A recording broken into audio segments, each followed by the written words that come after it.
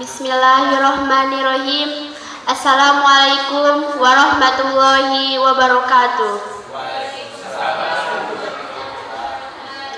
Alhamdulillahirabbil alamin.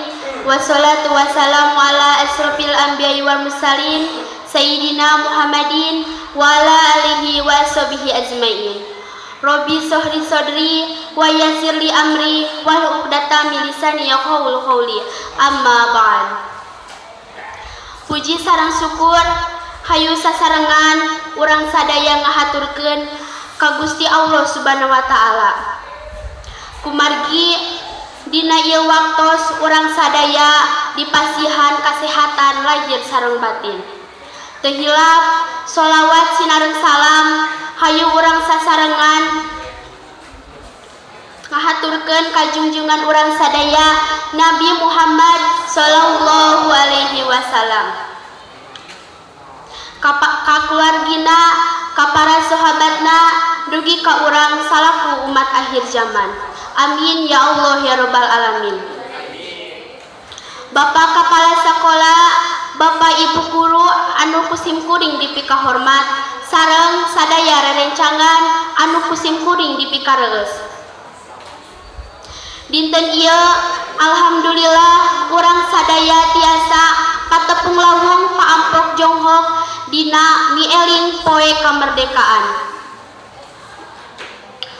Urang peryogi uninga yen di zaman baheula teh seueur pisan pangorbanan para pajuang dina ngabela kamardekaan bangsa Indonesia. Mata kukituna urang salaku warga negara generasi penerus bangsa sareng kedah neruskeun perjuangan para pahlawan urang.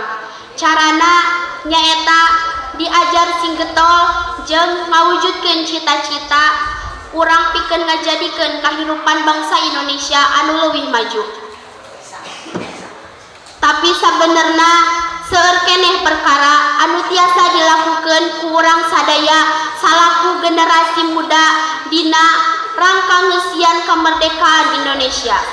Contohna ngajauhkeun diri urang tina pangaruh narkoba, ngajauhkeun diri urang tina pergaulan bebas, tawuran anu ngabahayakeun nyawa jeung sajabana anu mawa pangaruh buruk khususna keur diri urang.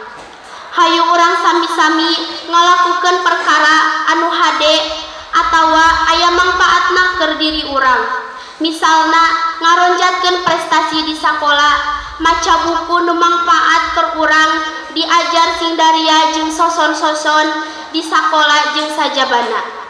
Rupina mung sakitu biantara tisim kuring hapunten saumpamana dina biantara ieu aya cariosan anu kirang merenah dina manah aranjeun.